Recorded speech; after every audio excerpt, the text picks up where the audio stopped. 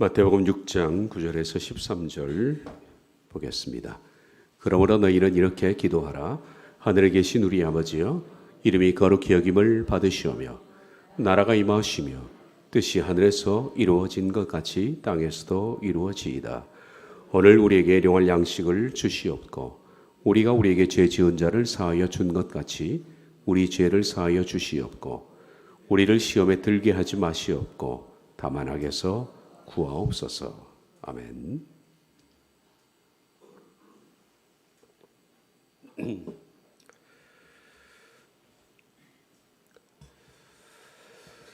주기도문은 첫 번째 당신에 대한 기도입니다. 세 가지가 나오고 두 번째는 우리에 대한 기도가 나옵니다. 당신 곧 하나님입니다. 그 가운데 맨 처음 기도를 시작할 때 드리는 당신의 이름이 거룩히 여김을 받으시오며 라는 이 부분, 우리가 두 주에 걸쳐서 말씀을 보도록 하겠습니다. 당신의 이름이 거룩히 여김을 받으시오며, 우리가 어떻게 기도하라는 것인가? 우리가 기도할 때 가장 우선되는 것은 하나님에 관한 것입니다. 제가 눈에 강조하지만은 우리가 아무리 급한 일이 있더라도, 아무리 위급하고 다급한 일이 있더라도 기도에 우선권이 있다. 절대로 양보하지 말아야 할 첫 번째 우선권이 있다. 그것은 하나님에 관한 것입니다.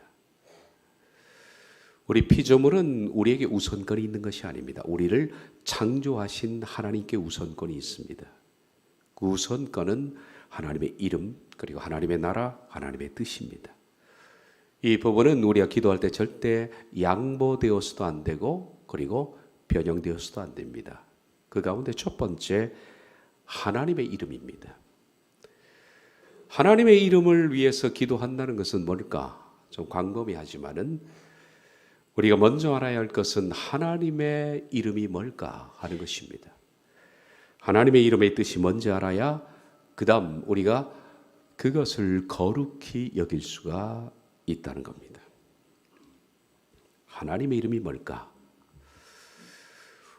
원문에는 하나님의 이름, 그 이름 앞에 정관사가 붙어 있습니다. 그러니까 그 이름입니다. 정해진 이름입니다. 그러니까 딱 하나죠. 단수입니다. 하나님의 이름들이 아니라 하나님의 이름, 그 이름 딱 하나입니다. 하나님의 이름은 딱 하나입니다. 하나만 있습니다. 우리가 유대인들에게 배워야 할 여러 가지 귀중한 것들도 있습니다. 우리가 유대인들 그러면 하나님을 배교하고 떠났던 유대 종교인들이라고 생각하지만 그래도 우리가 그들에게 배울 귀중한 자산들이 있습니다. 그 중에 하나가 하나님의 이름에 대한 그들의 태도, 이런 것들을 정말 배워야 합니다. 하나님의 위대하심, 그리고 장엄하심, 그리고 존귀하심에 대한 피조물의 떠는 자세, 그리고 태도, 이런 것들은 정말 우리가 배워야 할 귀중한 자산입니다. 그들은 하나님에 대한 경외하는 태도가 우리가 감히 근접하지 못할 정도로 뛰어납니다.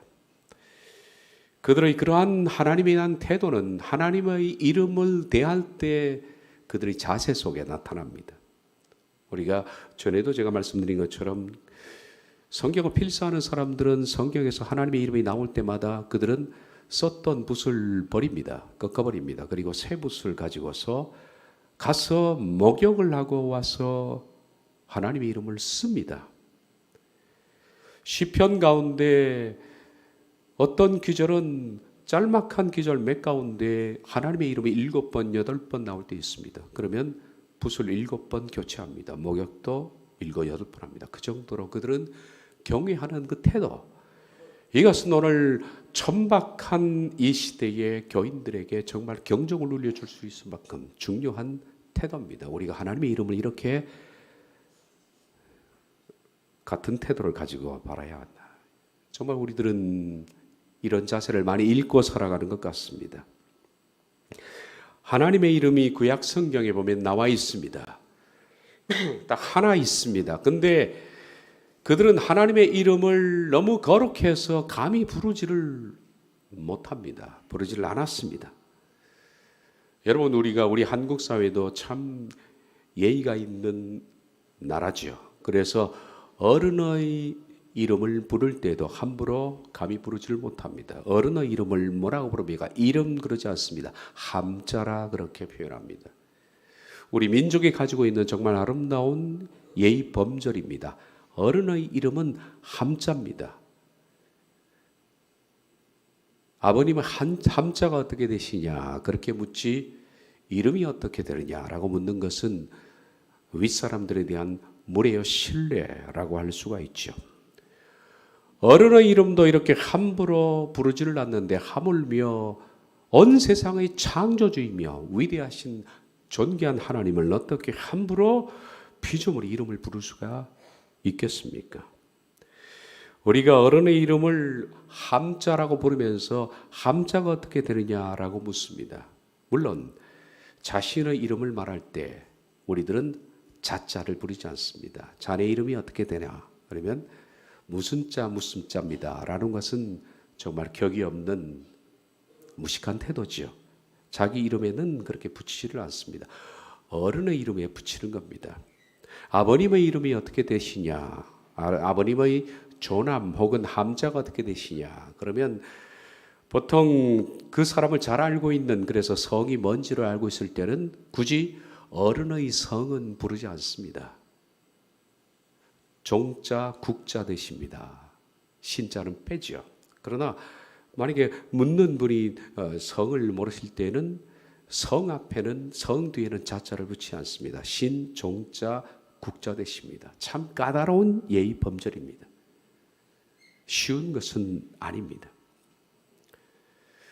우리나라 이렇게 어른에 대한 이름 자체도 까다롭게 부를 수 있도록 좋은 제도를 만들어 뒀습니다. 하물며 우리가 온 우주의 주권자 되신 하나님의 이름을 어떻게 함부로 부를 수가 있겠습니까? 이것이 유대인들의 생각입니다.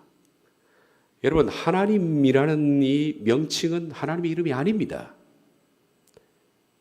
하나님의 이름이 아닙니다. 이것은 사람들이 그냥 부르는 별칭이라고 할 수 있습니다. 하나님의 이름의 뜻이 뭘까? 여러 가지 분석 가능합니다. 하나이신 분, 우리는 그렇게도 생각합니다. 그래서 하나님이다. 한 분이시다, 하나님. 어떤 분은 하늘에 계신 분이다. 그래서 하늘님을 하나님으로 표현했다. 그렇게 말하기도 합니다. 어떤 분은 또 한울이라는 것이 크다란 뜻입니다. 크신 분, 그래서 한울님이 하나님이 됐다. 어쨌든 정확한 우리가 하나님에 대한 출처는 잘 모릅니다. 그러나 하나님이라는 그 이름 자체가 성경에 나와 있는 우리가 믿는 그 하나님의 이름은 아닙니다. 그 이름, 그 정관사가 붙어 있는 딱 하나밖에 있는 그 이름은 출애굽기 3장에 나와 있습니다.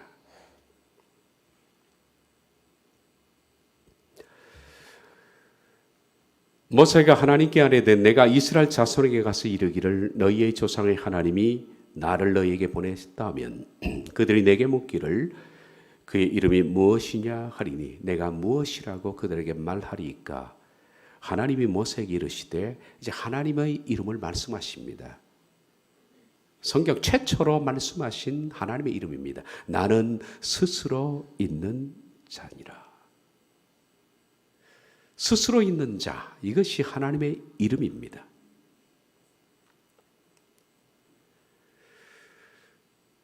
이 세상 모든 만물은 스스로 있는 것이 아무것도 없습니다. 다 있게 만든 어떤 절대자가 있습니다. 우리도 있게 만든 분이 있습니다. 육신적으로는 부모님입니다. 나아가서는 하나님이십니다. 이 세상에 존재하는 모든 작은 미생물부터 시작해서 모든 큰 동물에 이르기까지 모든 피조물들은 그것을 그 자리에 있게 하신 존재가 있습니다. 그러므로 스스로 존재하는 것은 이 세상에 아무것도 없습니다. 그런데 하나님만은 스스로 있게 하신, 스스로 계신 분입니다. 누가 있게 하신 것이 아니라 원래 처음부터 계셨던 분, 스스로 계신 분입니다. 그러니까 이것은 모든 피조물과 신을 구별하는 정확한 구별 명칭이라 할 수 있죠. 스스로 계신 분.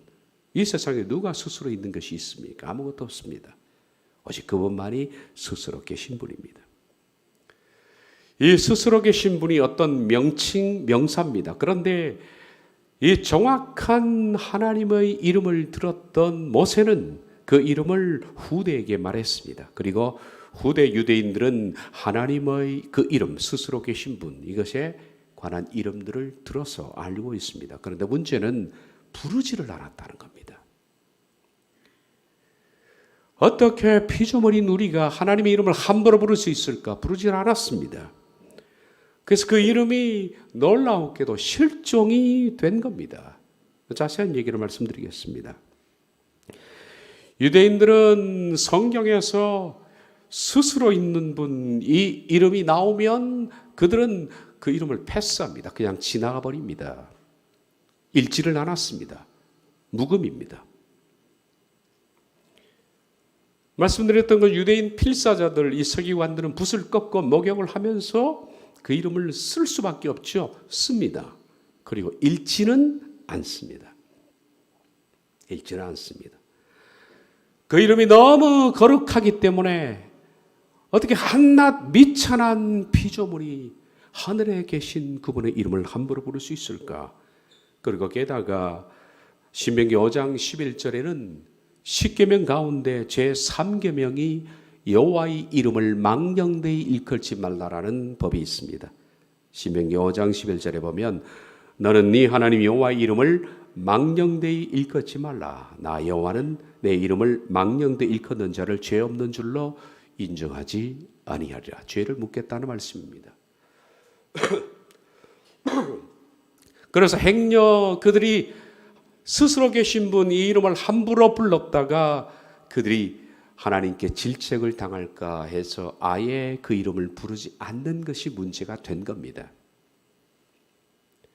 망령되이 부르지 말아야 되는데 아예 부르지 않는 것은 또 문제지요. 유대인들은 아예 부르지 않았습니다. 아예 부르지 않을 이름은 아닙니다.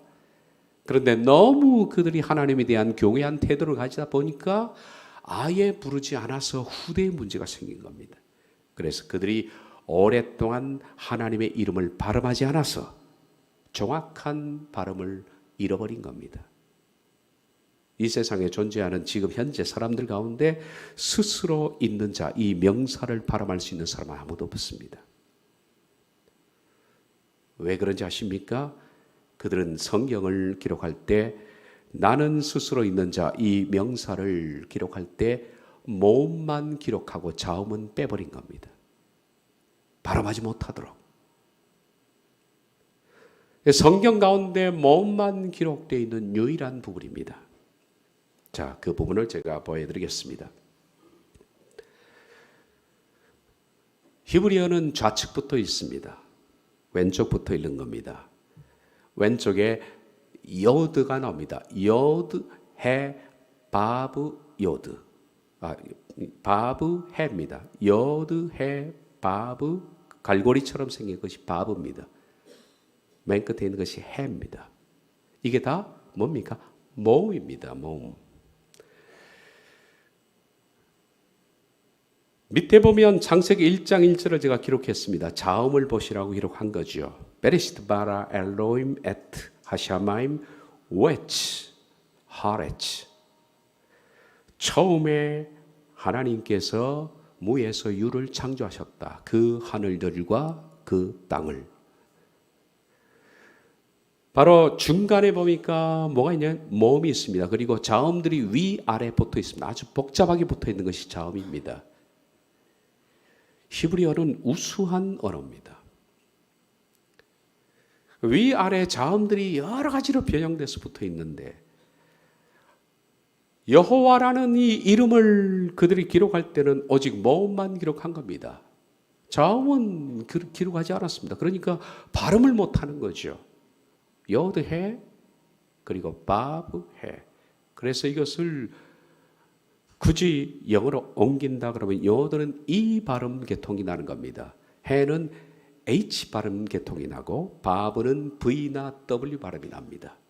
그리고 해입니다. 그래서 YHWH가 되는 겁니다. 그런데 이것 가지고 어떻게 우리가 읽을 수가 있습니까? 우리 한글은 모음이 있습니다. 모음이 5개입니다. 아, 에, 이, 오, 우입니다. 아, 에, 이는 전부 우측에 붙는 거죠.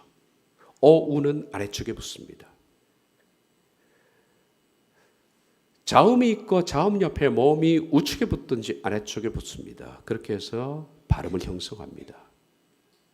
그럼 어떻게 자음 가지고만 모음을 뗀 식인데 자음을 가지고 어떻게 발음할 수 있습니까? 신종국의 시읒, 지읒, 기읒 가지고 신종국 발음을 할 수 없지 않습니까? 이것 가지고 만들 수 있는 언어들은 무수히 많습니다. 손도 되고 사도 되고 많이 있습니다. 그런데 그들은 시읒, 지읒, 기읒만 적은 것입니다. 이것 가지고 학자들이 연구를 많이 했습니다. 도대체 하나님의 이름 스스로 있는 분, 이것을 만들 수 있는 명사가 어떻게 될까? 연구하고 연구해서 그들이 압축한 것이 몇 가지가 있습니다. 그것이 여호바, 예호바 혹은 여호바, 야훼, 야하웨, 그리고 예수와, 예수와는 여호수아요, 그리고 예수라는 이름과 같은 겁니다. 이런 여러 가지로 발음이 됩니다. 예호바, 예오바, 그리고 야훼, 야하웨, 그리고 예수와. 그러나 정확하게 어떤 발음이 나는지는 추정만 될 뿐이지 지금까지도 아는 사람은 없습니다. 물론 구약시대 유대인들은 정확하게 스스로 계신 분의 이름을 알았을 겁니다. 이 이름은 아무도 부르지 못했지만 딱 한 번, 1년에 한 번 부를 수 있는 사람이 있었습니다. 그가 누구냐? 대제사장입니다. 대제사장만이 1년에 한 번 제사장 가운데에서 선출을 받아서 그가 모든 제사를 드리고 마지막 성소에, 지성소에 들어갑니다. 지성소에 들어가서 한 번 딱 부르는 이름, 그것이 바로 스스로 계신 분입니다. 그 외에는 누구도 부르지를 않았습니다. 그러나 누구도 부르지 않았지만 그 이름은 전부 알고는 있습니다. 입으로 발음은 되지 않았지만 전부 그들은 듣고 알고는 있습니다. 언제까지 알고 있었느냐? 예수님 때까지 알고 있었던 것으로 추정이 됩니다.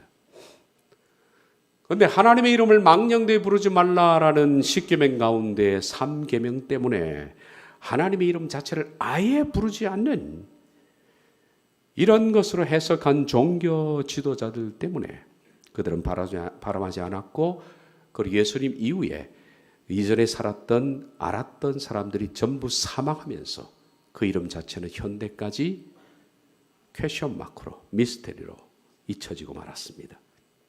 천국 가면 우리가 정확한 발음을 알게 될 겁니다. 그러나 그 이름의 정확한 발음은 잃어버렸지만은 그 뜻은 남아 있습니다. 그 뜻은 나는 스스로 있는 자니라라는 뜻입니다. 어떻게 발음이 될지 우리가 하나님의 나라에 가면 그 이름을 정확하게 발음할 수가 있을 겁니다. 그러면 구약 성경에 나오는 하나님의 이름은 많이 있습니다. 이 모든 구약 성경에 나와 있는 이름들은 한 18가지 정도가 됩니다. 18가지 정도 되는 이 이름들은 전부 하나님의 이름이 아닙니다. 별명입니다. 유대인들은 하나님의 이름을 부를 수 없어서 그들은 하나님의 별명들을 불렀는데 그것이 전부 합치면 약 17 내지 18가지 정도가 됩니다. 그래서 구약 성경에 이런 별명들이 많이 나와 있습니다. 우린 그래서 하나님의 그 별명들을 한번 쭉 훑어보겠습니다. 이것은 본명은 아닙니다. 엘리온, 지극히 높으신 하나님. 엘로힘은 히브리에서 임으로 끝나는 것은 복수입니다. 그래서 삼위 하나님을 가리킵니다. 힘과 능력의 삼위의 하나님. 엘 샤다이, 전능하신 하나님. 그리고 우리가 가장 많이 부르는 주여 할 때 주님입니다. 아도나이입니다. 아도나이. 나의 주인 되신 하나님. 엘로이는 나를 감찰하시는 분, 나의 모든 것을 아시는 분, 내 심장과 폐부를 아시는 분. 엘 올람은 영원하신 하나님입니다. 야훼 체바옷은 만군의 하나님입니다. 그리고 특히 이스라엘 백성들은 전쟁에 나갈 때 어떤 싸움을 앞두고 있을 때 야훼 체바옷을 많이 불렀습니다. 만군의 하나님이요. 우리 시편에도 많이 나오죠. 만군의 하나님이요. 그래도 엘 게몰로트도 있습니다. 이것은 복수하시는 하나님. 야훼 나켈은 심판하시는 하나님. 야훼 메카드시켐 거룩하게 하시는 하나님. 치두게누는 의입니다. 그래서 야훼 치두게누는 의 하나님입니다. 여러분이 들어보신 적이 있었겠지만 샴마입니다. 샴마는 여호와 샴마 뭐 이런 얘기를 들어보시죠. 여기 계시다. 지금 여기 계시다. 로이는 목자입니다. 그래서 야훼 모이는 여호와는 나의 목자시니 시편 23편에 보면 나와 있는 대표적인 것이 야훼 로이입니다. 나의 목자이신 하나님. 샬롬은 평강입니다.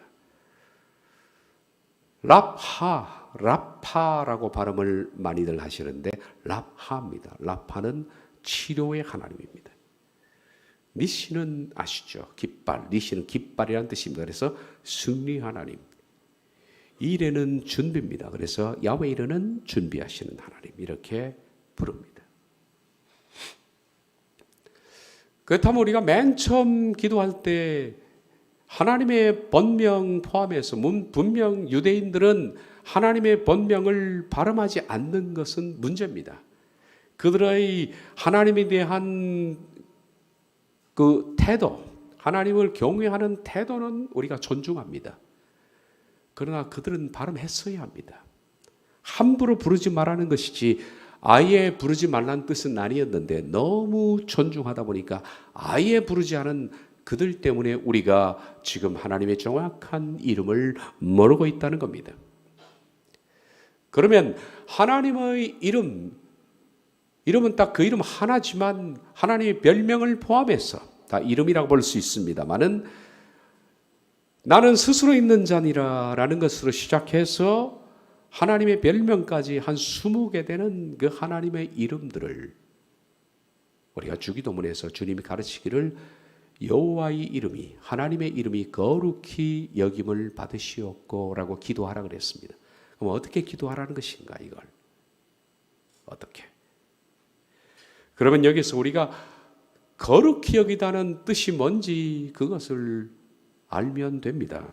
마태복음 6장 9절에 이름이 거룩히 여김을 받으시오며 원문을 직역하면 당신의 그 이름이 구별되게 하시옵고 라는 뜻입니다. 이름이 구별되게 하시옵고. 이 구별된다, 이 거룩히 여김을 이라는 하기야조는 거룩히 여기다는 뜻인데 거룩하다는 원래의 뜻은 거룩하게 하다, make holy, 그리고 구별하다. 뭔가 분리시키는 겁니다. 이것과 저것을 속된 것과 아닌 것을 분리시키는 것입니다. 여호와의 이름들이 분리되시옵소서라는 뜻이죠. 여호와의 이름은 그 속에 어떤 의미를 가지고 있습니다. 하나님은 어떤 분이냐라고 모세가 물었습니다. 그랬더니 하나님은 말씀하기를 나는 자존하는 분이야. 스스로인 분이야 라고 말했습니다. 그리고 하나님의 변명 속에 하나님의 내용들이 들어있습니다. 이런 것들이 우리 삶 속에 분리되게 해달라는 겁니다. 그 이름이 하나님의 이름이 거룩히, 다시 말해서 그 이름이 다른 것과 희석되지 않고 그 이름 자체가 가지는 의미가 우리 삶 속에 그대로 적용되게 하옵소서. 자, 그렇다면 이 선언은 곧 하나님의 이름대로 우리가 그대로 그 의미대로 살겠다는 선언과 같은 것입니다. 자, 먼저는 하나님의 이름이 뭡니까? 스스로 있는 자입니다. 그 이름이 거룩히 여김을 받는다는 것은 항상 하나님은 자존하신 분입니다. 그분은 자존자임을 우리가 삶 속에 잊지 말아야 한다. 그리고 이제 하나님의 별명들입니다. 이것이 구별되게 해달라는 것은 하나님이 이런 분이시니까 나도 내 삶 속에 이렇게 구별된 삶을 살겠습니다라는 선언입니다. 엘리온, 지극히 높으신 하나님, 그분은 인간이 범접할 수 없는 위대하신 분입니다. 지극히 높으신 분입니다. 우리가 엘리온을 부를 때 이름이 거룩히 여김을 받으시옵고 라는 부분은 우리의 삶 속에 가장 높은 분을 우리가 인정하고 존중하고 그것을 삶 속에 가장 중심에 놓고 살려는 내 의식의 전환이 없이는 거룩히 여김을 받으시옵소서라는 기도는 아무 의미가 없다라는 겁니다. 과연 나는 내 삶 속에 그분을 가장 높은 분으로 그 위치에 두고 살고 있는가? 자, 우린 가정에 들어가서 어른이 계시면 항상 어른 눈치를 봅니다. 왜? 높으신 분이기 때문에. 어른 앞에서는 함부로 싸움도 하지 못합니다. 말다툼, 요즘 버릇이 없으니까 어른 두고도 말다툼을 하고 막 그러지만은 어디 감히 어른이 계신데 부모님 앞에서 자녀들이 말다툼을 합니까? 그리고 표정 하나, 행동 하나, 말투 하나도 우린 옛날에 조심했습니다. 어른이 계시니까. 저는 엘리온이라는 이름이 지극히 거룩히 여김을 받는다라는 이 뜻 속에 담겨있는 삶을 사는 사람들은 항상 그런 태도를 견지하고 있다고 생각합니다. 그분은 높으신 분입니다. 그분 앞에 우리가 서 있는 거예요. 그분이 사는 거예요. 그분 앞에서 우리가 어떻게 망령되이 말을 할 수 있고 어떻게 한숨을 쉴 수 있고 어떻게 다툴 수가 있습니까? 가장 높은 분이 지금 계신데 그 의식 그리고 그 사고의 전환 그리고 삶의 태도 이런 것들이 바로 하나님의 이름을 거룩히 여김을 받게 해달라는 기도입니다. 엘로힘 마찬가지입니다. 엘 샤다이 전능하신 하나님. 저희들은 하나님의 그 전능하심을 잊고 살 때가 참 많습니다. 우리 어떤 문제가 생기면 난감해하고 그리고 당황해합니다. 쩔쩔매고 이러다가 죽는 것이 아닌가, 이러다가 나는 내일 미래가 없는 것이 아닌가, 나는 어떻게 무너지는 것이 아닌가 절절맵니다. 감히 엘샤다이 하나님 앞에서 우리가 할 짓인가, 이것이 과연 내가 그 이름을 믿고 있는가, 우리가 그 이름이 거룩히 여김을 받게 해달라는 기도가 진실된다면 어떻게 전능자 앞에서 우리가 한낱 피조물이 생기는 작은 일들로 걱정하고 염려하고 두려워할 수 있을까요? 그렇게 한다면 하나님의 이름을 거룩히 여김을 받는 것이 아니죠. 여러분, 우리가 깊이 생각하고 기도할 때도 이것을 다른 언어로 고쳐서 할 수도 있습니다. 그분은 우리의 아도나이십니다. 우리의 주인이십니다. 주인이면 우린 그분의 소유물입니다. 주인은 자신의 물건들, 자신의 소유물을 주인은 관리하십니다. 우리가 하나님의 자녀로 살고 있다면 우린 그분의 것입니다. 과연 우리들은 이름이 거룩히 여김을 받게 해달라는 기도대로 살고 있을까요? 입으로는 그렇게 고백할 수 있습니다. 그러나 삶입니다, 이것이. 그분은 나의 주인이 되시는가, 과연? 주인의 것을 우리가 도적질하고 주인의 것을 가지고 뻔뻔스럽게 우리가 살고 주인의 것을 가지고 마치 제 것인 양 사는 우리의 모습들이 과연 우리가 그분을 주권자로 인정하고 있는 삶일까 생각해 봅니다.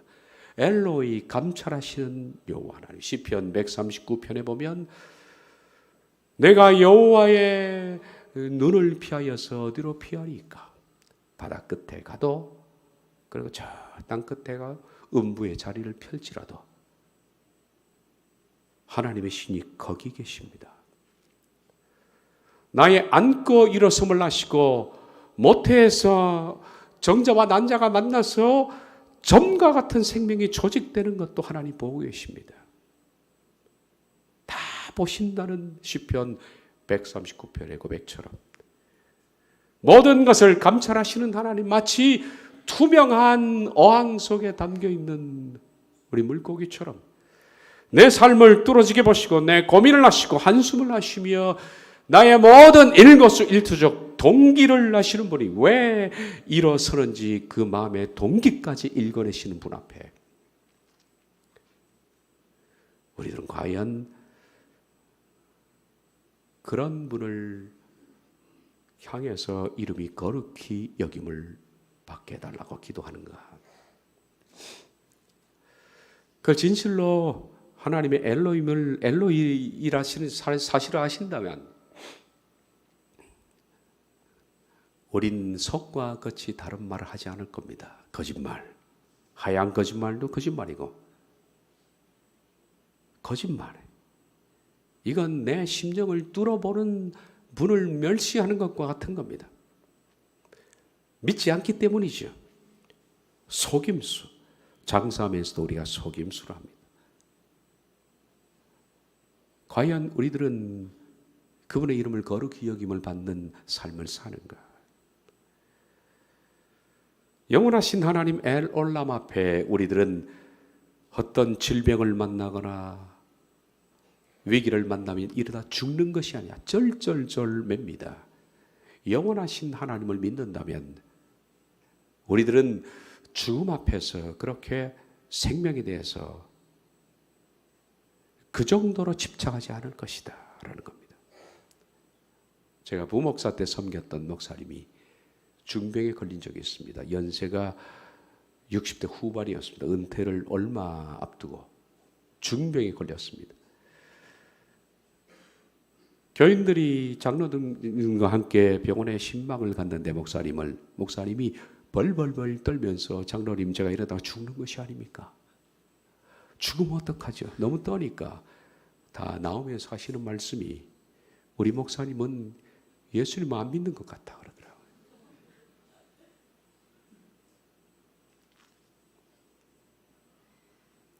과연 우리는 어떻습니까? 우리 내 생명 앞에 어떻게 반응하느냐? 과연 우리들은 하나님의 이름을 거룩히 여기는 삶을 살고 있을까요?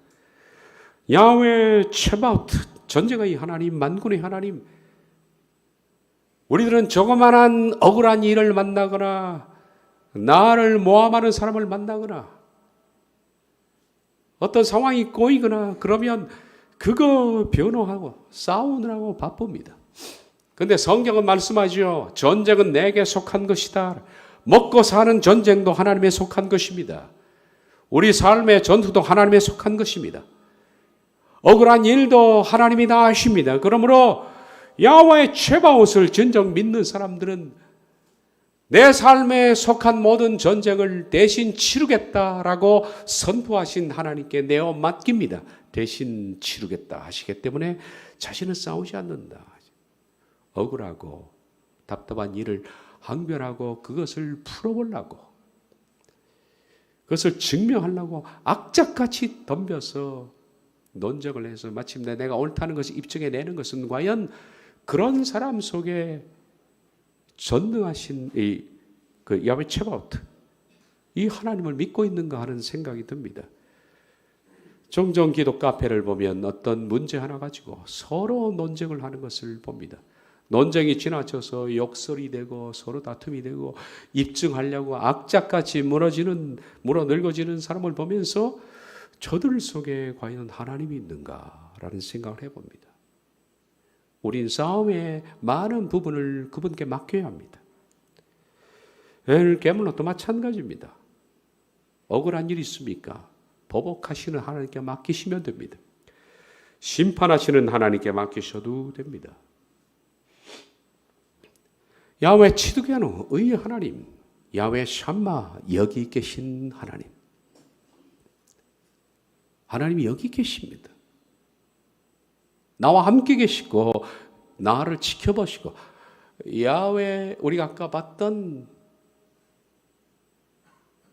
감찰하시는 하나님, 엘로이, 감찰하시는 하나님, 야훼 샴마 비슷합니다.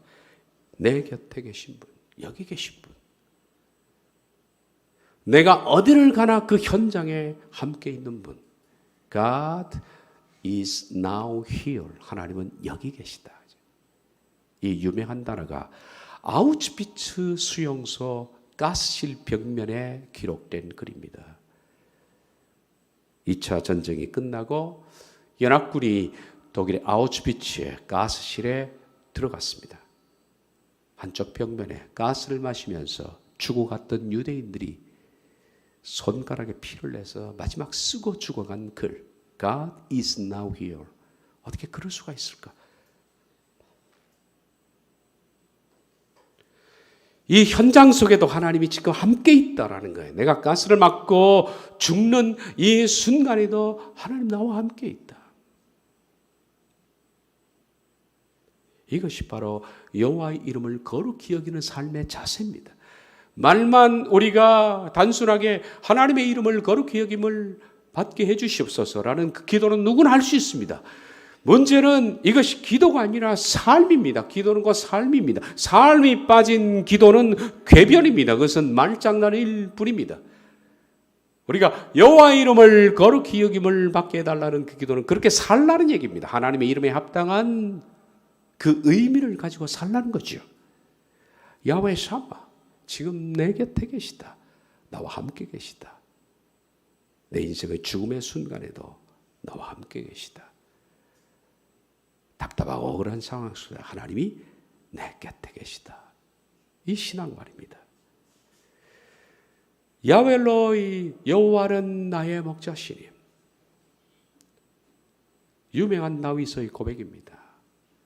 목자는 목동을 보호합니다. 생명을 걸고 목동은 양들을 보호합니다. 생명을 걸고 양을 지킵니다.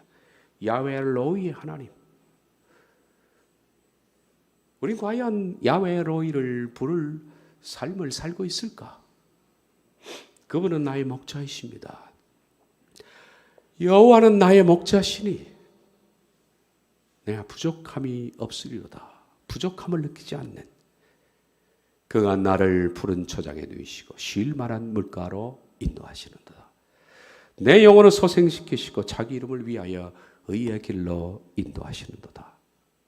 내가 사망의 음침한 골짜기로 다닐지라도 어떤 상해를 두려워하지 않을 것은 주께서 나와 함께 하시기 때문이다. 주께서 내 원수의 목전에서 아주 큰 테이블, 만찬을 차려주시니 나의 평생의 선하심과 인자심이 영원히 나를 따르니 내가 주의 집에 영원히 거하겠습니다. 이것이 야훼 엘로이입니다.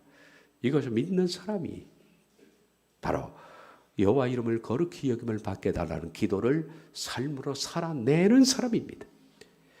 야훼 샬롬, 평강입니다. 평강이 없는 사람은 거지입니다. 많이 가지고 있어도 그것은 거지일 뿐입니다. 돈 많은 거지에 불과합니다. 많이 가지고 그냥 불안해서, 미래가 불안해서 벌벌 떨고 죽음이 두려워서 벌벌 떨고 아까워서 떨고, 이런 사람들은 심리적 고아라 그렇게 부릅니다. 심리적 고아, 심리적 거지입니다. 사람은 소유물이 많고 적음에 따라서 마음의 평안이 있는 것이 아닙니다. 평안은 다른 문제입니다.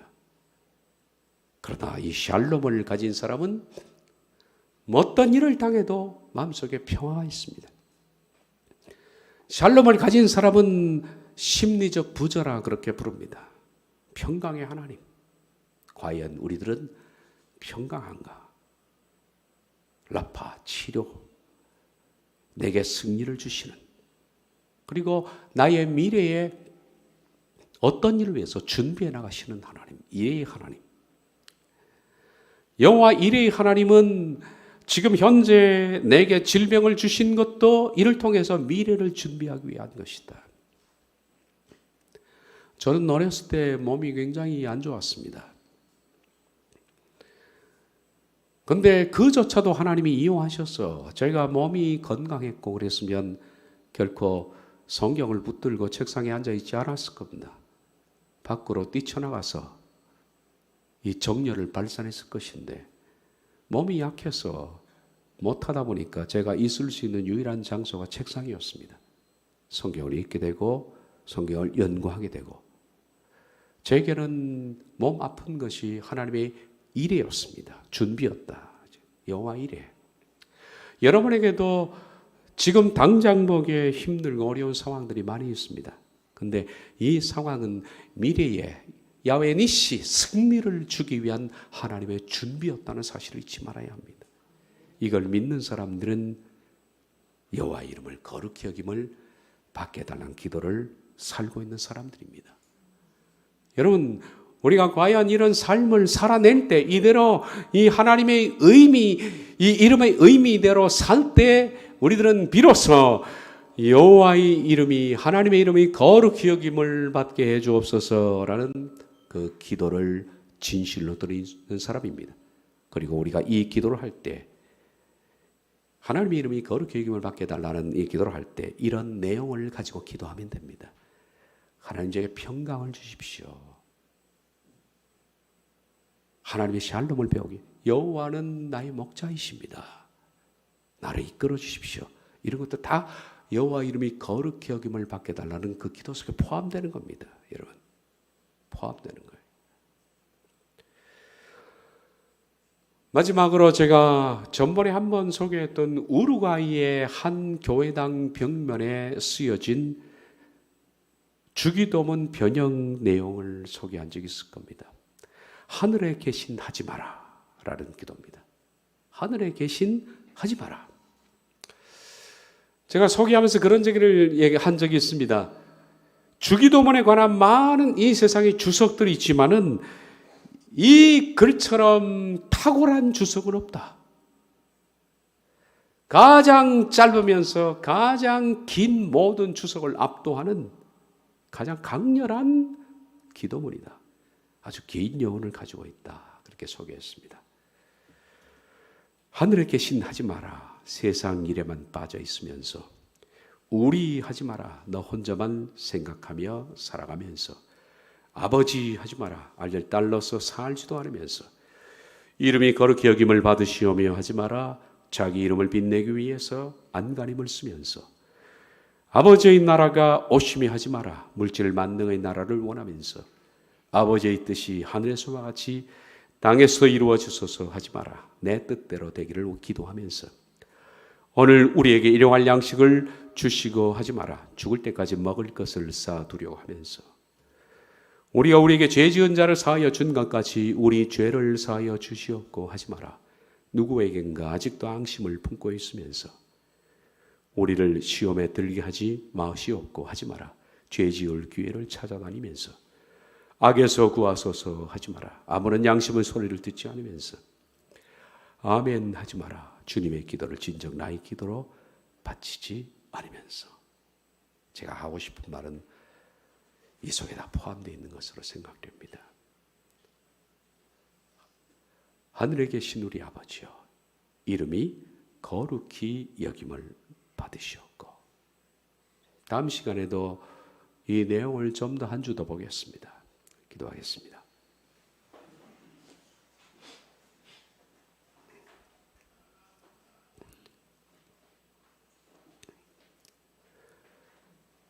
하나님의 이름이 거룩히 여김을 받게 해 주옵소서.